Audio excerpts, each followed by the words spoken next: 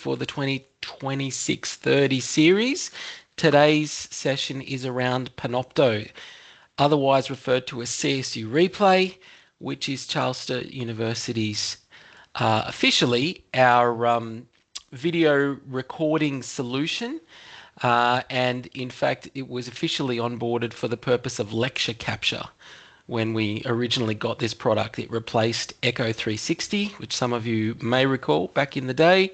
Other institutions do still use that product. But officially, the reason that we got Panopto in the first place was as the replacement for Echo, so for people capturing lectures and things. In the meantime, it has morphed into something else. And predominantly these days, it's what we talk about as our video solution for video learning resources. So they can take a variety of shapes and forms, and we're going to talk about those a little bit today. The primary sort of goal in this type of session is to spend most of our time inside the interface of the tool itself, walking through how to use it and its various little twists and turns, a few hacks here and there. But I have a couple of things that I want to say about it first before we start looking at it inside Brightspace. So with that in mind, when we talk about CSU Replay, that's Charles Sturt University's official name for its lecture capture solution. So irrespective of whatever software we have going on at the time that we pay the money for, it always gets called CSU Replay. And then if we're lucky, we get to actually have the product identified in brackets afterwards. So before, when we had Echo, it was still called CSU Replay. And now we use Panopto, it's still called CSU Replay. So that's where that name sort of comes from. Sometimes, if only one of those terms is being used and people are talking about Panopto, they're talking about CSU Replay, and if they talk about CSU Replay, they mean Panopto. So you get the idea. I say this because a lot of the supporting documentation and resources quite often will use just one of those terms, and people have said, what about Panopto? It's like, it's the same thing. All right, we're going to start by getting a very clear and comfortable idea with Panopto of two spaces where we access this tool, right? When we refer to the front end and the back end of a platform, one of them is accessing the system itself directly, which is generally called the back end or the Panopto portal. And I'm going to explain all of this in a second and show you. And the front end is probably what most of us are engaging with on the day-to-day, which is inside Brightspace, where what we end up doing is usually trying to either integrate a recording into a subject site in some way, or automatically capture videos like we have in our tutorial rooms, non-IVT spaces, them being captured and being made available to students automatically. That's the other sort of main use case for Panopto. So we'll be looking at that front end, back end difference and realizing that they're all pointing to the same place. It's just a different way of accessing the same tool. We'll have a little bit of a look working through the actual video creation aspect in Panopto, the Panopto recorder. There's some software for that students and staff can download on the spot when they try and use it. There's also a web interface for it if you don't want to download anything or you don't want students to have to download anything. We'll look at editing, which most of the time for most people involves cropping, but it does do a little bit more than that. I'll talk about sharing. That's probably one of the more important aspects of Panopto, knowing what to do with your videos once you've made your own and you want to provision them within your sites. Master site, subject site, what's the difference? Will it have any impact? How do we go about that? And then we'll sort of wrap up looking at this idea of assignment folders and how we use the Panopto tool with students for those of you wanting to make video assessments where students are creating and storing video content, and how that connects to our marking, etc. So that's what we have planned. I am joined today by Alex from DIT, Alex Barnes-Keegan, sorry, have I got that right this time? Thank you. And also by Adam Webster from DLT as well. Both work in adjacent spaces to this tool, so if you've got any questions in and around it at all whilst I'm talking, pop them into the chat. should get a response there, and I'll stop periodically as well to engage with anything that we need to spend a bit more time on. All right, so I'm going to get the slide deck off the screen. That's more of a dance card for myself. And we'll get into the tool. So let's start by talking a little bit about the Panopto back end. And what I mean by that is I'm going to go to the Panopto portal, which we find at csu.au.panopto.com, and all CSU staff and students will be able to log into this address. And if you like, I'm happy to drop that into the chat at the same time. And it opens up this lovely page. You'll get one maybe asking you to sign in. If you're getting a message about signing in, make sure you choose sign in to Brightspace. There'll be a little drop down talking about Blackboard and Brightspace. Choose Brightspace. That's what we use these days. All right, so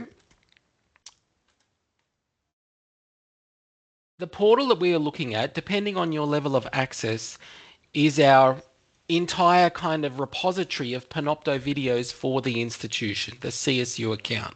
You're probably not going to be able to see all of that, but you'll be able to see certain parts of it depending on your role, your permissions, your faculty, your school, all that kind of stuff, the subjects that you teach into. All of those influence just how much of this repository you can actually see and how much you can open.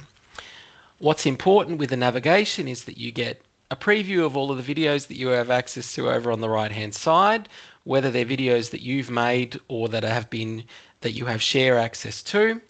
But we're going to focus here on the nav on the left hand side looking at this. Top left hand corner we have a create button, which means that from this portal you can start the process of creating your own videos.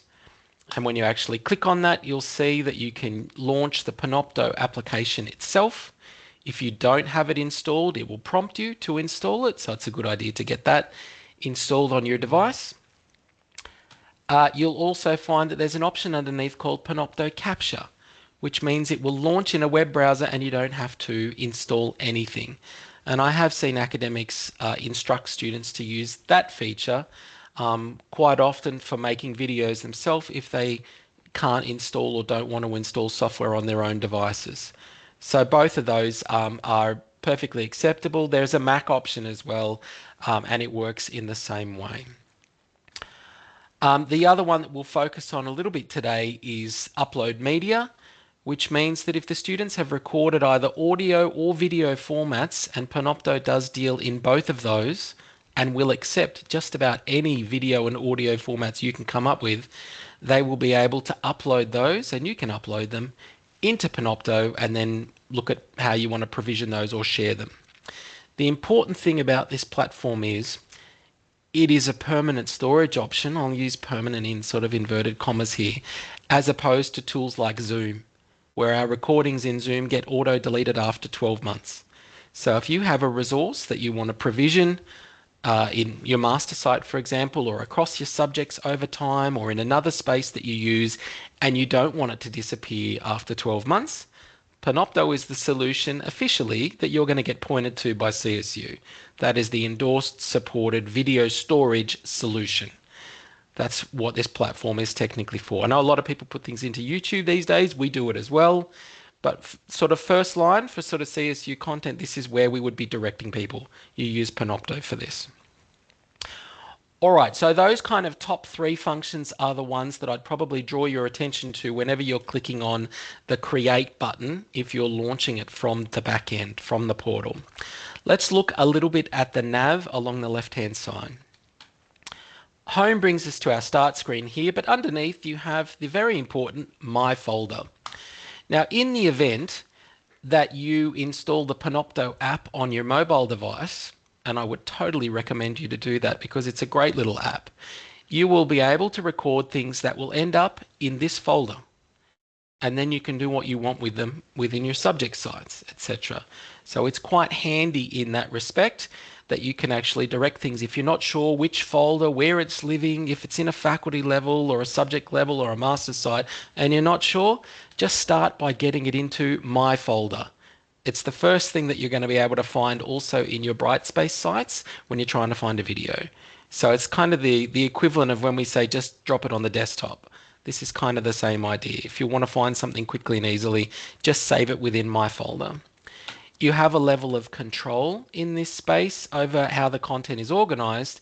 As you can see up the top here, I've got a whole bunch of subfolders in here for me to organize things. And if you wanted to add another one in here, there's a big button here that says add folder. So new subfolder for purpose X, whatever that might be. And then at that point, if I hit enter, presumably,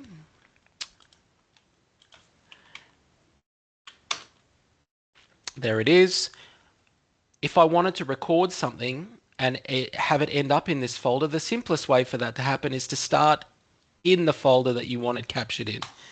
Once you go into it and start making a recording, it's saved in here. Same with My Folder. If you start making the recording and your starting point is by clicking on this folder, it will save it in this folder. Right, so you don't have to kind of worry about where the thing is going. All right, a few other bits and pieces that I want to work through along the left-hand side here. The shared folder, if you're not the creator of a video but you've been given access to it because perhaps you're a subject convener in the same subject that someone else made a video, you'll be able to see it inside this shared with me folder if you're trying to locate things. The everything folder is, as it suggests, all videos anywhere that you have access to. In progress is usually any kind of recordings that need to be finalized or they're in the process of being finalized. So that's the only reason you'd see something in there. You can set timers on recordings, but this is more of a DIT thing when they're setting up tutorial rooms and saying, in that classroom over there next week, we want recordings to be happening once a week starting on next Monday at 9 a.m. You probably won't see any of these unless you have access to one of those classes and you've requested them to make that timed recording. Probably the most important area for us is the browse area down the bottom. And this is so we can get a good look at how Charles Sturt University organises its recordings in the back end of Panopto. So hopefully this is big enough. I'm not sure if I can zoom in a bit. I can. Excellent. All right, so we start with your My Folder, which you're aware of. That's where we put things if we're not really sure where it's going to go. Then underneath we have Brightspace itself, which is what we want to look at. I'm going to open that up a little bit. There is a Charles Sturt University subfolder. And then underneath that, the thing that I'd probably get you to be thinking about here is faculty, school, subject, right? Let's start with that. So if we find our faculties underneath, assuming you're in a faculty, you might be in one of these divisions as well, but for our faculties, start in the faculty. If I'm saying, right, faculty of business, where's the school? All right, I'm going to go law and justice at this point. Then inside law and justice, they have a folder containing course sites that have Panopto videos in them. They have master subject sites. If they're building videos in them, if I open that up, we'll start seeing all the subject codes like they are in Brightspace, M-, etc. This is where those videos will be kept. And then underneath we have our session subfolders. This is probably the important part if you're looking to find videos that have been made in a subject site and you want to move them somewhere else. If they've been automatically recorded, they'll end up in here. Right, so I can see session 1 2026. Any videos that were made in Panopto in a subject site captured automatically would end up in this folder if I ever had to get them moved somewhere else. Bottom line, if you're having trouble finding videos in Panopto, etc., and you want help getting them moved around, you log a show or request and you'll get assistance from either DIT, DLT finding the video itself. But this is just to give you an idea about how those folders are organized if you're ever trying to chase down where that video might be. What session was it delivered in? Was it in a session subject site? Was it in a master site? All that kind of stuff all influences how that folder structure works. So that's a little bit of a glance at the back end of Panopto. Let me stop there for a second. I'll check in with Alex and Adam. Have we got anyone raging away in the background about what I'm talking about? No, I think we're all clear at the moment. I just wanted to note the search function in that browser is also really good if you do start typing the subject code, it's often quite good at picking up the folder. What about authors? Hmm. If I said, how about this guy? Give me something, maybe? No. What about I with a think, yeah, hyphen? because it's looking for the folder title. Excellent. Thank you. Yeah. Just checking. Just checking. All right. So if I was after a subject code and I said IKC 101, and then we can see all the folders, all of the sessions, for example, micro sessions and everything else where videos for IKC 101 might be. My God, there's a few. Um, that will help you, I guess, begin that hunt for said video. If you know the name of a video, because it also searches for titles, that's going to help, I would argue, just as much. So it's also an argument for why you want to label your videos in Panopto when you're making them quite specifically, because then you'll be able to search for them here and find them really quickly. All right, let's continue. So we've been looking at the back end of Panopto. I'm going to park that for a moment. And we'll talk a little bit about the front end, and this is probably going to be a lot more familiar to you. When we're in our subject sites or your master site in Brightspace, underneath the My Subject menu, we have CSU Replay Panopto. Why it's stored here, I don't know. We have Zoom in another menu, but here we have Panopto underneath this bit. So if we open up Panopto, it's going to basically open a window to your account in the back end, but specifically the subfolder in the site that you are currently in.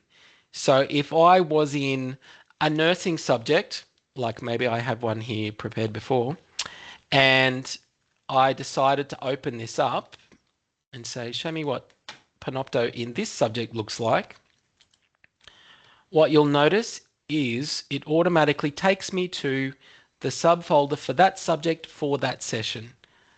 Right, so I'm looking at one for 2560 at the moment. If there isn't one created already, it creates it on the spot. It does it automatically. Right, so that's kind of how the back end and the front end all meet in the same place, basically. All right, so inside my training site, I've opened my CSU replay folder. I have a bunch of videos that have been made in there, but as soon as I've created any or uploaded any other video into this same location, I would then be able to look into the Panopto backend and search for that file as well. It'll be there as well. All right. Hopefully I haven't confused you too much with that kind of back end, front end sort of comparison. The reality is they all go to the same place, but when you start within a subject site in Brightspace, it is organizing it within that level of subfolder, faculty, school, session, all that kind of stuff. And that's where those files are going. I think it's time we probably have a look at using the Panopto recording tool itself, unless people have an objection to me doing that. And I will basically say that the main purpose of the Panopto folders inside your subject sites is, well, it's twofold. One of them is it's to organize a place for the automatic capture of tutorial recordings in non-IVT spaces. So if that booking has been made with DIT and those tutorials are being recorded, they will end up here automatically for students to come and watch. That's kind of its first line mission. But you also get the opportunity to add videos in here yourself using that create function. You can either make them or upload them. So there's two parts to it. The other element that we'll talk about towards the end of today's session is for assignments for students to create video. By default, students can view videos that are in here, but they can't create anything. They certainly can't edit them. And in many cases, they're also not even able to download them. They can just watch them. Right, so that's the lecture capture scenario. The other use of Panopto that I'm sure you've probably seen elsewhere is when we have this kind of situation happening where Panopto videos have been embedded into learning materials. So someone's created one either in the back end or the front end and ultimately got that video embedded within a content page for students to be able to watch in this player, and they're usually able to access other functions like downloading the file, getting hold of captions, for example, when it's played. If I turn the captions on there, okay, there's Evan talking about drug interaction, etc. Students can then work through that. I think they can also increase the playback speed, things like that if they want to. They can open it in full screen. They can open it in another screen, for example. And if it has been made with other attachments added, things like PowerPoints, etc., they'll be able to download those as well by accessing this recording, opening it in another browser screen. So this is kind of the use that a lot of people have for Panopto. They've made a video that they want made a part of the learning materials permanently. They've saved it somewhere appropriate in the back end, and then either they or someone else have embedded it using a fairly particular process to do so, which I'll show you, to make it a part of the learning materials. Right, so that's the other use, not lecture capture, but actually video resource creation and then making a part of your learning materials. All right, let's make some videos in Panopto so I can give you a look at the recorder itself. So if I go back to my subject site, I'm going to click the same create button that we saw in the back end. And I'm going to open the Panopto application. As soon as I clicked on that, it brings up this other lovely screen. I've already installed it, so I don't need to worry about any of these other options. But if you never have, this is where you'll get access to installing it. I would probably suggest probably the 64-bit version unless you're on an older computer, so this second option. All right, so let's launch Panopto. It's going to open in another screen somewhere, says me. Can be a little slow sometimes to launch. Here we go. All right, here is our Panopto recorder interface. Let me open that up a little bit. Pretty straightforward. You'll notice that at the top it starts with the folder. And the default option, it's looking at the folder that I clicked the create button in. You'll see that I'm in my subject site. That's where it's going to record it unless I change that. But as we pointed out before, if you're not sure where to put a video, you can always choose my folder. Probably the easiest bit, put it there. Then we have our name, and we mentioned before why it's important to pick a specific name so you can search and find the thing easily. So specific name right here, probably a subject code of some description if you can, maybe a session code as well if you've got an idea of where you want it to go. But anyway, I'm putting that specific name there. I'm not going to hit the big red record button just yet. Moving down along the left, it's talking about primary sources, which is video and audio. And by video, I'm talking about my webcam. So it's looking over here at my laptop. Hello. You can leave that on. You can switch between multiple sources, or you can turn it on to none. So if you don't want the talking head in the box and you just want to record what's on your screen, turn off the video. Then you have your audio connection. Make sure it's pointing to the right place and that you can see the audio bar going up and down when you're talking. Quality underneath, I would never bother with anything other than the best setting there, Ultra. We don't have a problem with storage or the amount of kind of space we have for this stuff, so just choose Ultra. It's really not worth messing around with anything of lesser quality. There's a little box underneath that talks about capture computer audio, which means if you're playing back something on your computer that needs to be a part of it, I'm not sure what that is, if you were playing a video from a website or something else and you needed that audio in there, or actually a good example, when people have recorded things like meetings with other people in there and they're talking to you through the screen, that audio is computer audio. So if you want the other voices in there and not just your microphone as the inputs, you're going to need to check that box. That's what that's for. All right, then we get into secondary sources. What else is going to be a part of this? At the moment, it's asking me about my main screen. I'm not sure what that is. So over here on the right, where it's talking about a preview, if I turn that on, it's currently trying to capture this same screen that I'm launching it on. So I'm getting this box and a box and a box and a box. If I, in fact, turn that off and say, let's pick on a different screen. Okay, so that's another screen I've got over here. That'll do, or a third one, in fact. This will pick up however many monitors you have going on and give you those options to flick between them. All right, so there's the screen I want captured for the recording. Then over here on the right, under the preview, you have to pick your resolution. Now this is important because if you can't make the resolution of a recording higher than its starting point, right? That's not going to happen for you. So you probably want to make this as high as you can when you make the recording. And I think by default it starts in the middle somewhere under the 1024 or 1280 options in the middle. But if you want this recording, knowing that students are going to open it up on full screen, on big monitors and all the rest of it, if you want the recording not to look lousy or grainy, choose the best option that's down the bottom. Go for the highest resolution. All right, so that's cranked up the frames per second option over here. So I'll leave both of those. As soon as you select the highest resolution, it'll push those out. I think I'm ready to make my recording. Hit record. This will kick in and we're now recording over here. And so whatever's happening on this screen, if I was to move through slide decks, etc. All right, that's all being captured as part of the recording. I'm doing effectively a screencast at this point.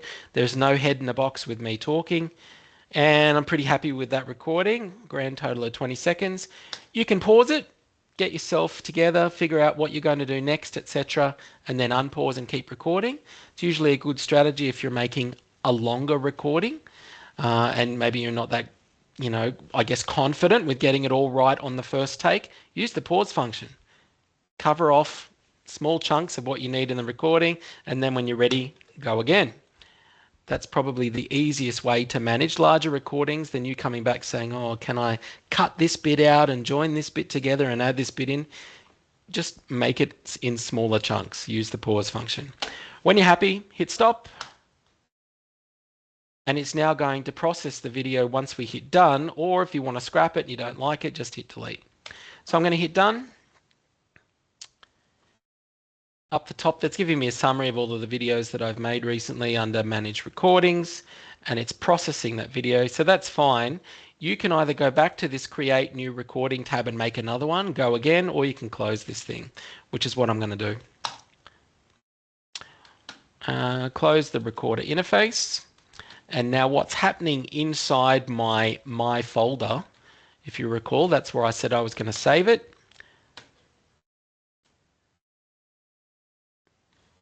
And there's my video, all 38 seconds of it inside there, and I can now do some other things with it. The longer the video, the longer it takes to process. Keep that in mind. You'll see that there are some icons on here, share, settings, edit. Let's start with edit. If I click on that, it's going to open the recording in a new browser tab. And we'll see. There's what the video looks like on the top right hand corner. Underneath we have a continuum that we get to work with if we want to start doing things to this, like cropping. That's probably the most important part of editing for most people. So for example, if I decided that maybe the first 10 seconds was garbage and I want to get rid of it, the way that cropping works in Panopto is you make sure the scissors option is highlighted, and you'll see that there's a little faint red line here at the beginning. When I click anywhere to the right of that, it will then highlight those areas. You may have to left click and drag. Anything that's grey is going to be cut out, is the bottom line. Right, so you also have the option to kind of undo and remove these things. So you can effectively use your undo options up the top. And then, as I said, left click and drag any section of this that you want to remove and it'll be cut out. So you can play it back. Let me highlight that bit and highlight that bit and say I want that cut, and that cut. If I was to hit play now, it's only going to play back the bits that have not been cropped. So that's playing back in my ears at the moment. Right, so the cropping on it is really simple through that continuum down the bottom, very, very straightforward. The way that you finish your editing, if you're happy with what's there, is you hit the apply button up the top and it will reprocess the video. That's all you need to do with it to finish the editing. There are more sophisticated aspects of editing that you're certainly welcome to discuss with myself or other members within the division or elsewhere. You can even go to Copilot and ask it about it as well. It's got plenty of information on those other features. But that's the most commonly asked for aspect of editing in Panopto is I need to remove bits and pieces that I don't want part of the recording. You can do other things like insert content into your recordings in Panopto. If you wanted to put in images or even other recordings and splice it into different pieces. I'm not getting into that kind of advanced aspects of editing today, but it certainly does allow you to do that type of editing. What I'd like to show you is some of the other features available in the editor. Right. Panopto will generate a summary on the spot based on what's in the recording. We'll see it provided up here. That's not actually visible to students by default. So you'll be able to see it here, but when the recording gets embedded, etc., they don't have access to that. If you wanted to use it and paste it elsewhere, you could, but by default, it's created here and then not made available to them. Underneath, we have a section called Contents. If you were capturing PowerPoint slides, for example, Panopto will quite cleverly try and identify, as you change between slides, each of those change points and call it a chapter and give it a name based on the text that's on the slide, etc. It's quite clever. It will do that automatically. If you wanted the students to see that sort of chaptered view of a recording. So I'd recommend that you have a try doing that. It's quite interesting the way that it picks that up and will sort of break it down. Underneath, we have a captions option, and Panopto will automatically generate captions for your video. It usually takes another hour after you've made the video for it to generate those. It sends it away somewhere in the cloud. Elsewhere, it'll generate those automatic captions. Or you also have the option to add your own or modify the ones that it creates. What else can I show you here? If you have PowerPoint slides that you've recorded, like what I just did was called a screencast, where I've captured whatever was on the screen. Could be PowerPoint, could be web pages, could be anything. But if you actually wanted to record using the PowerPoint integration with this tool, it would actually have each of the individual slides underneath here, and you could basically have a bit more control over what audio goes with which slide. The problem is, when people want to start removing slides, they're also removing the audio at that point attached to that slide. It gets a little bit messy. It's a bit clunky, which is why I usually just say, record that screen, please, and I'll control what's on the screen. If, however, you want to attach the slides as well, so that students could download them along with watching it, you can use this option where you attach the PowerPoint slides to the recording. Panopto also has a quiz function. So essentially what that will do is stop at different points during the recording and ask the students questions on screen that they can then choose, and you get a little bit of control over how it behaves for them when they do that. So if I was to add in a quiz, and it's a fairly basic type of quiz functionality, you have the option of choosing multiple choice questions, true or false questions, multiple select questions, so more than one response, or fill in the blank. Let's go with true or false. So this is going to stop at a particular point in the video. We put in a question. Lachlan said the sky was red. Is that true or false? And then at that point, we get to determine what happens based on that response. You can also put in an explanation if you want underneath that. You also get to determine the behavior of the video if the student gets the answer right or wrong. So if you don't want them to be able to progress the video until they get the right answer, you can set that in here. Right? It's quite, I'm not going to say it's a gimmick. It could be of value, but you're going to need to put the time into making the right type of video and the right type of questions and prompts. And I certainly wouldn't be doing it if I didn't intend to use a video again after, kind of a single session. It's something that I would put more thought into over time. So I have a play around with the quiz functionality in Panopto. If you're interested, you get to determine where those questions go. So if I was happy with that question and I said done, then it brings up the options. Can they redo it? Do we stop them from advancing until they get the correct answers? So that applies across the board to your options in the quiz.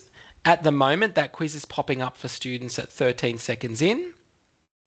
But if you wanted to change where that happened, you can modify this as well by moving the continuum. So select the item and then change where in the continuum you want it to be. And when you're happy with it, you hit finish. It's right. It's also going to play back to you a lot of the time in the background. Be aware of that. So expect to hear your own voice a fair bit in that space. All right, what else can I show you down the bottom here? Probably, maybe I'll talk about the streams option for just a second. Panopto breaks things up into streams. If you have multiple streams or inputs, like your webcam is a stream, the content that's being captured on the other computer is a stream, and you also have the audio. If you want to add additional streams or remove some of them, you can do it from this option. I only bring this up because this usually happens when people have also used PowerPoint or added PowerPoint in there, or they've used their webcam without realizing it, and they want to suddenly say, I don't want students to see my head. The way that you remove that functionality is by going into the streams area and removing the stream that you don't want. And it's only going to let you do that if you have multiples. So if I had left my webcam on, I'd see it here and I could delete that stream. All right, I won't go too much into that. Alex, Adam, have we got anything going on that people have questions, or does anyone have a question about what I've been talking about so far? No questions in the chat at the moment. Nothing in the chat. Excellent. All right, if anything occurs to you, by all means, pull me up. But as I said before, once you're happy with what you've done with your editing, hit apply up the top and it will now reprocess the video. I can close the editor and I'll even see in the back end that it's now processing again. So we've made our video. Let's assume now we want to get it into a site, whether it's my master site or my subject site. Maybe I'll start with the scenario of getting it into a master subject first. What I need to be doing is actually working from within Brightspace. So the front end, not the back end. So let's pick where we want this video to go. I want to put it into a master site. So let's find one. Any master site will do. M dash, that'll do. All right, so they have no content at the moment, so this will be fun. If we go into the content area, we're in a master site, so we're assuming that 4 weeks before the session starts, this will get copied into a subject site, and any of the content from here will be pushed into here. So first up, I'll give it a content folder to live in, a topic area. I will delete this before the academic kills me. So sample.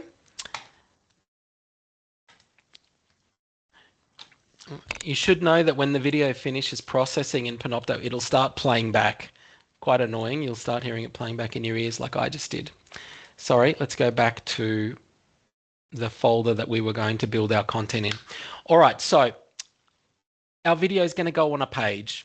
So we need a content page. Create a new page. Here we go. You're probably going to have some text instructions. Quite often you'll see prompts in the title like watch. Whatever text is going in here, instructions, whatever the case may be. But I want my video to go under here on the page. The way we get them in is really straightforward. We go up to Insert Stuff. Second option in the list, Panopto Deep Link. Click on that. It's now talking to the back end of Panopto and saying, where do we find said video? Now, it's starting by looking in the site that I'm in currently, but if you recall, that video that I'd made, I actually put into my folder. So if we hit the drop down, it's the next option that's there. So I can quickly locate that video and say, yeah, that's the one. Insert. We get a preview of the video and it will attach the CSU copyright protection notice automatically to the front of the vid. Hit insert again, and here's the Panopto video ready to be used inside the content on the site. If we hit save and close, assuming that the page is unhidden, students will now be able to watch this video when it gets pushed out into the subject site that it's going to be delivered from. Right, so ideal scenario that we want with this tool is that the video has been made, put into the master site, and then when the subject runs in its respective sessions, it will be visible and available to them. That will work automatically. Where it gets a little bit complicated is when people make the videos in the middle of a session and they have to get the video back into the master site. It's not simply a matter of just assuming it's going to go back there. It won't unless you manually copy the content back. And if you're going to copy Panopto videos or pages with Panopto videos into another site, you need to know a bit of a trick. So that's what I'm going to show you here. Let's assume that I want to take this video and put it into the site that I was just in a minute ago, which was my subject site. So I need to know where the video is coming from. So it's currently coming from the master site for DOH 207. So I'm going to say I want that video or the page with that video to come into this site. The way it works is I go into my subject admin area. The option we're looking for is import, export, copy components.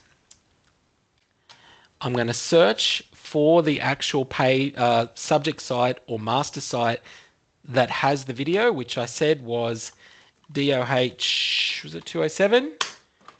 Gives me a list. There it is, master site DO7, 207 I should say.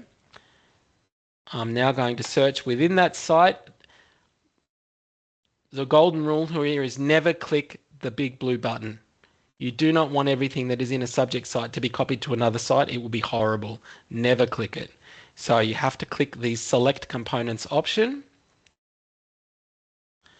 Now we get to find where it is. Now, first thing is this was a content page. So we're going to have a look within the content area. And what do I want in there? I actually only want one individual page with that video. So I'm going to go and find that. And you'll notice directly underneath it, it talks about external learning tool links.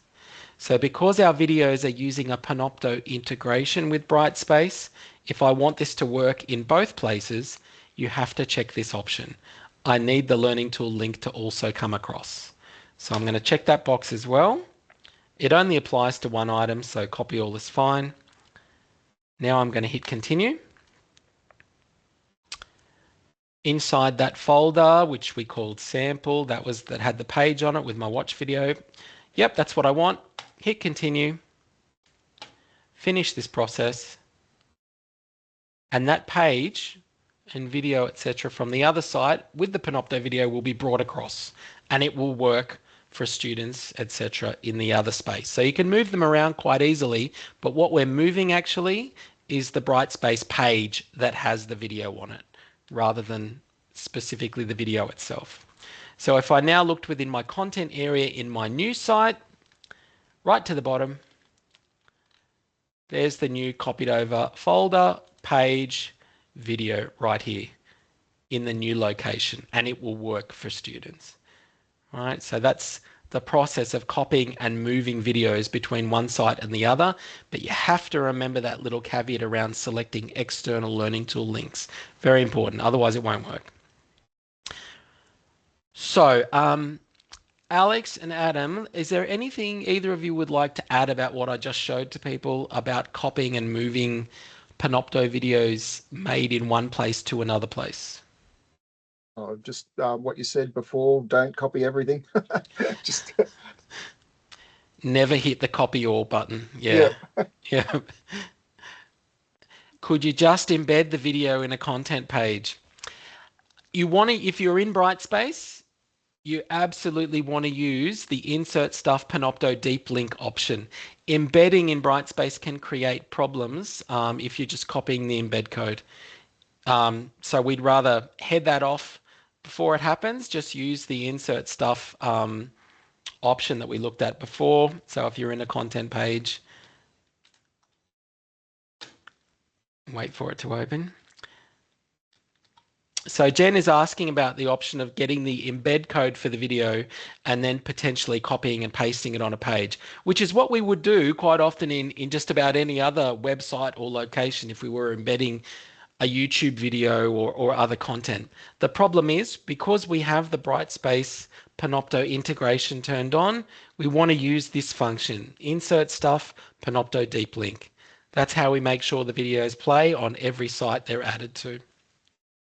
It's quite important to use that rather than the embedding. It might look like it's working to you when you embed it, but it's not necessarily going to play back for all of the students that try and watch it in the same way. So it's a really good question, Jen, but I would probably default to using the deep link option unless I had no other choice. Yep. Lachlan, All right. Could I just Alex. Could also move the files from the subject, or copy the video from the subject to the master within the back end of Panopto. Of Panopto. Then you would have to re-embed. Then you've got to re-add it. Yes. Jen, go ahead. Yeah, sorry. So that's what I'm touching on this. It's only just dawning on me, even though it shouldn't, that the yearly lectures disappear forever after a while. So can you are we able to just do what you've done but do it in reverse? So copy and I'm talking about our booked in recorded lectures. Yep. How do we find their forever home so that if we need to use recordings down the track, we've got them as opposed to having to start again?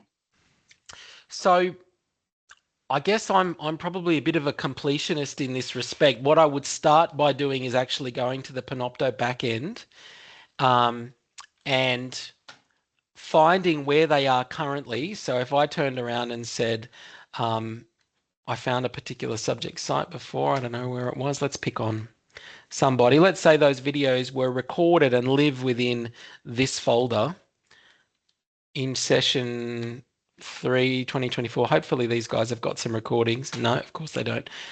Let's find, we'll pick on nursing. They're always good for a recording. So FOSH.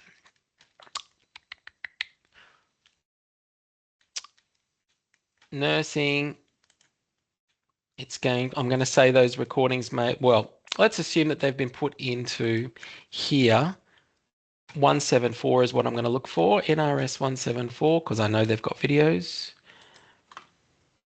Right, so I've got all these recordings in a site and I need to move them somewhere else. You can select as many as you need to in the back end and then use this option up the top here. You can either copy them or just move them all together.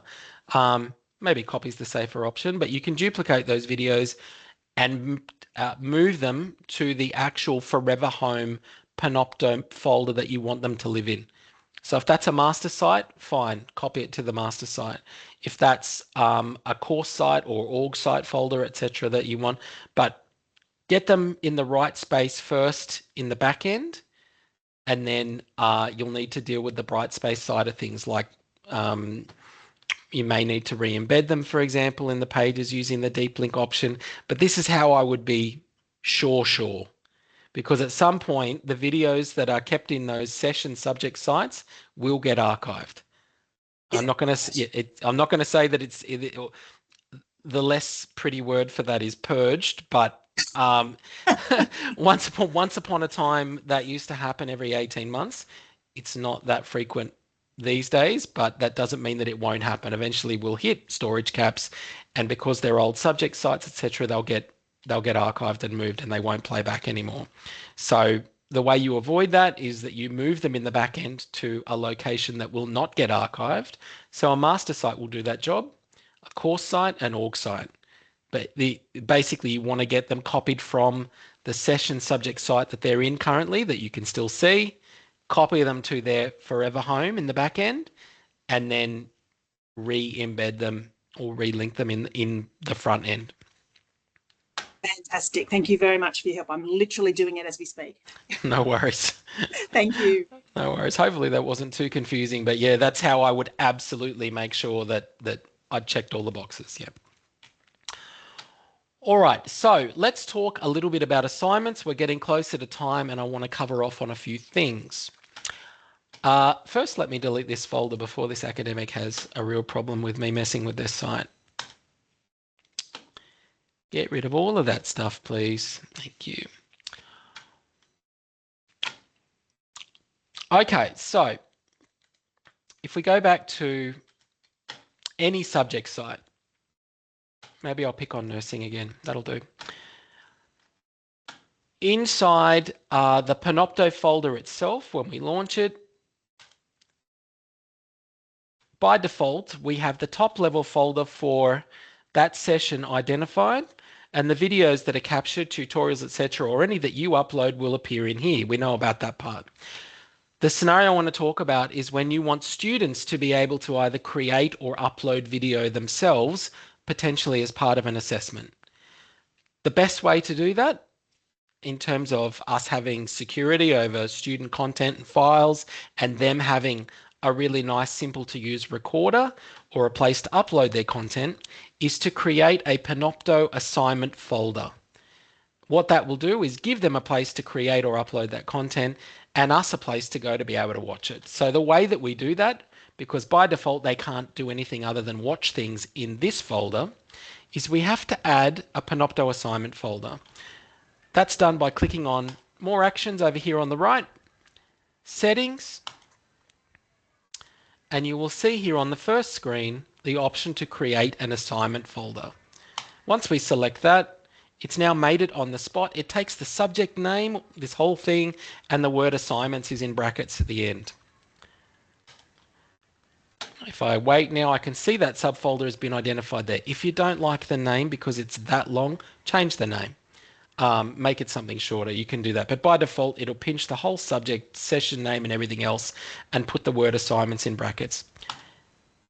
Inside that folder now that students will be able to go to, they can use the create button. They can upload videos and audio, etc., and put them in here.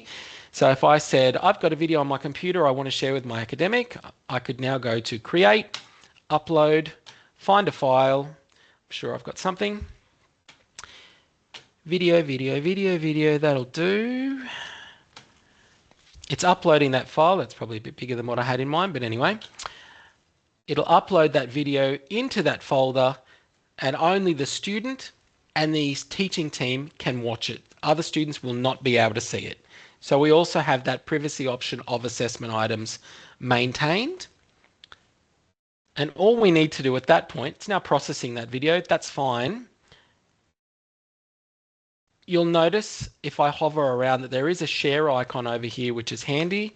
So if I was the student and I said, oh, I want to actually give the academic the link to that video, I could now copy that link and give it to the academic as part of an assignment submission, for example.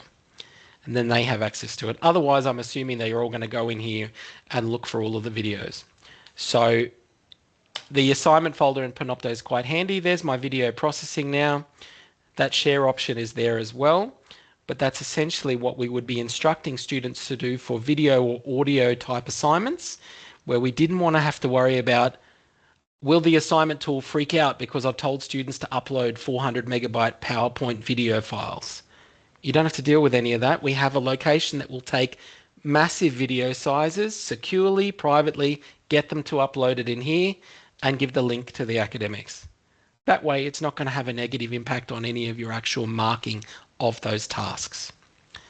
So this is a viable solution for any video or audio output for that type of assessment. And that includes voice over PowerPoint, because you can get an output from that, which is a video file. All right, so it's a scenario that crops up quite a lot, and we're saying record your presentation. Great, record the presentation. Put the video in here. That way it's not going to mess with your actual marking within the assignment tool itself. All right, so that's why the assignment folder is a pretty decent option. If the students are recording the videos on their phone or their own devices, they can use that upload media option and put it in here. No worries. If they don't have anything to make videos, now they do. They can use either the web-based Panopto version or download the software themselves and make the video and audio files, and it will be saved in here automatically as well. Each of those scenarios is perfectly viable. The only challenge in that space is making sure they give you the link so that you can find the video quickly and easily, rather than having to look through 300 student submissions of videos in here to figure out whose is who. Again, Alex, Adam, have you got anything to say on that scenario? Have you experienced any hassles with student assignments using the Panopto assignments folder, etc.? I haven't run into that yet. Sorry, Lachlan. Oh, that's a good thing. No, don't be sorry. Yeah. Alex, what do you think? Yeah, no, it's a good system, and yeah, the fact that they can upload really big files is quite useful. Absolutely. Jen. Yeah, sorry, this is fantastic. I just want to say thank you. So is there a way, and sorry if you've already answered it, that the students, like they upload their work here and then they submit the link through the marking portal, like through the, is that what they Absolutely. do? That's what we get people to do is you still Yeah, set up okay. an assignment portal Yeah, for that. You tell them to they've got two options. Either, and this is an old subject site, so I'm not too worried about Jen Manning chasing me down with this subject, so we're okay. All right, if I turned around and had an assignment for this and I said, yep, it's a video assignment, what I want you to be doing, maybe in the instructions, please provide the link to your video in the Panopto assignment folder, whatever. Now, there's got two options here. Either they can provide it in the text when they go to submit, or they can submit a file with it on there. It depends what else is in the assignment, right? So if you're telling them that you want the video and, I don't know, some kind of disclaimer, maybe a transcript, maybe there's some other reflective component to it or something. If you want them to submit a document, you make sure that it's a file submission. If you don't care and all you want is the link to the video, you can change this to anything else like, how about a text submission or file and text? That'll cover your bases. That one's probably a yeah, good option. And then at that point, when the students go to submit in there, they can just copy paste the link and you can start marking using your rubric in the normal evaluation assignment dashboard. yeah. Make sense? Fantastic. Yeah, it does. Thank you. Yeah. Excellent. All right, we are basically at time. We've got a minute or two to go, which gives me a moment to point out a couple of honourable mentions with this tool. One of them is Panopto has some stats, a statistics tool that academics will sometimes ask me about. And they'll say, how can I tell how many students have watched X video? So let's find a video. Let's assume that these guys have a video inside module 2 that maybe I found before called watch. Okay, there's a video in Panopto embedded in the content. I want to know which students have been watching it and for how long. The way I get access to that is I open up this video in Panopto. You'll see that second option there, watch in Panopto. Now it's showing me all of those other bits that are attached to this. So the academics head in the box, if there is one, right, there are the slides underneath. Up the top here, if I click on these buttons, I have statistics right here, stats. If I click on stats, it now tells me, well, within the last 30 days, there's only 3 people, 1 person viewing and some downloads. That's no good to me, but I can switch it to any time. Tell me all about this video. Right, 712 unique views. Okay, that's good to know it's being used. Let's go down a little bit and get something a bit more specific. Dates when it's being watched. Now we start getting into who. Because it's integrated with Brightspace, it pulls the user data from there as well, and I can start seeing individual students that have been using it. If you don't want to deal with it in this screen, download the Excel over here on the right, and you can go through and look at individual student records. Adam's been telling me even though he didn't submit any assessments, he's watched all the videos in the subject.